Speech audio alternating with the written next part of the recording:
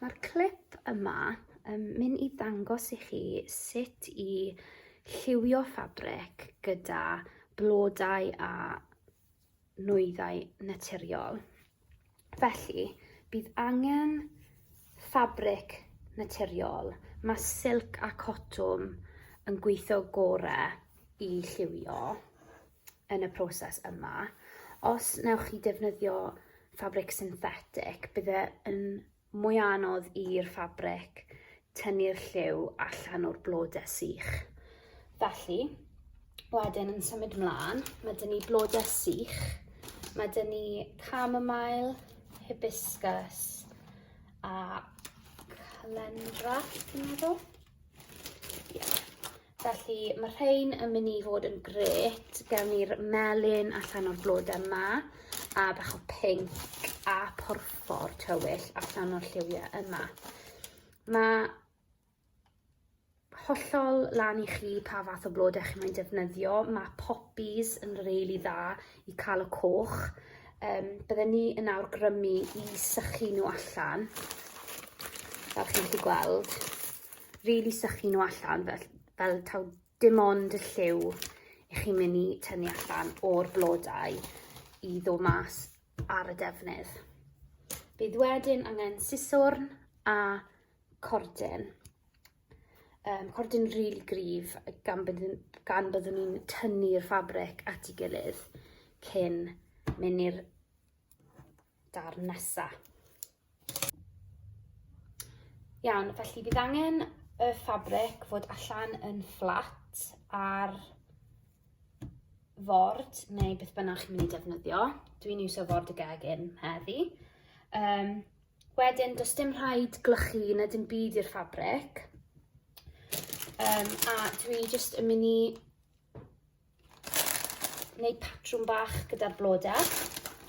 A ie, na i ddangos i chi sut mae'n mynd i edrych ar ôl fi rhoi nhw gyd mas.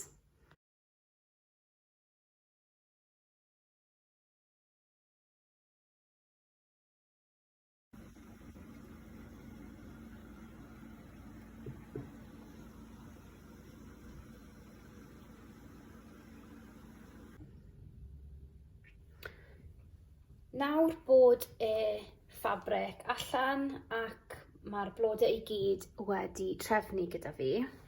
Hefyd, mae croeso i chi wneud rhyw fath o patrwm gyda'r blodau i trial cael patrwm lliw mwy trefnus, ond dwi'n hoffi tie-dye effect, felly na pam dwi wedi mynd bach yn random gyda'r trefniad.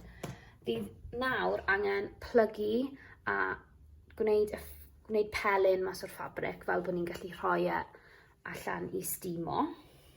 So bydd hwn yn symud eich trefniad bach, ond peidiwch â phoeni.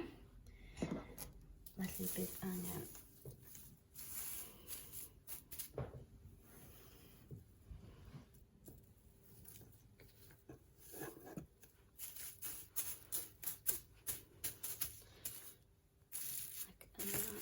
gwasgu lawr,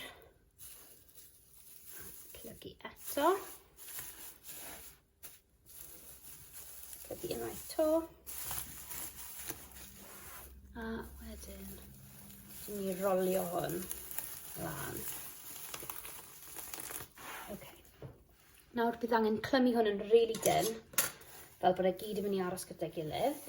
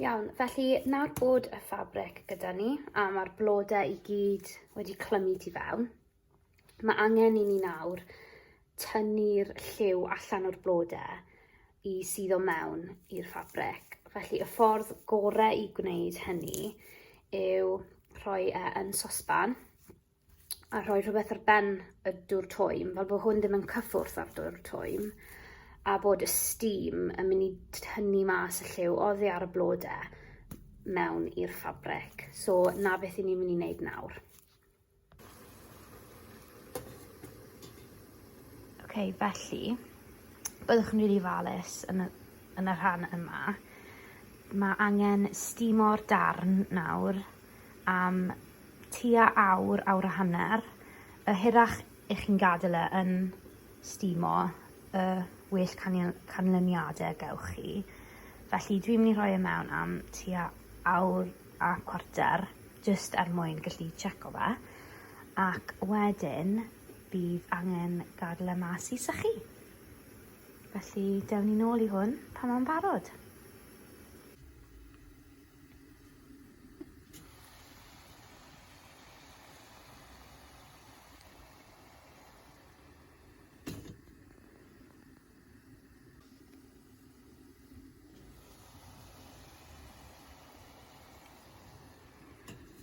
Felly mae awr a hanner newydd bod. Felly mae'n amser i troi hwn bant, taflu'r dŵr yn y sinc a gadael y defnydd allan i sychu am good cwpl o oriau. So mae'r defnydd wedi bod yn cwlo lawr dy fi dros nos. So, i ni'n mynd i datod y cordyn a rhoi yn dŵr o'r i cael y blodau i gyd bant.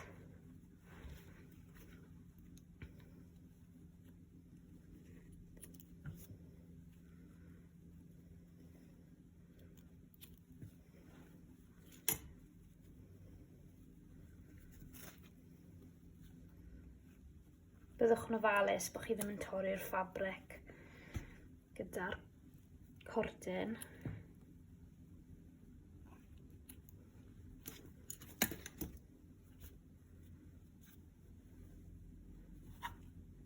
Lliw lyflu gyda fe.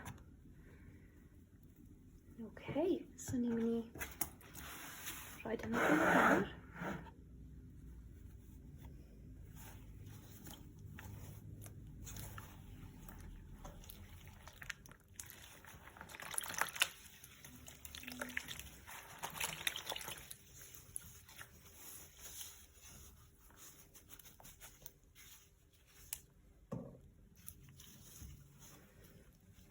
Felly gweld y ffabric.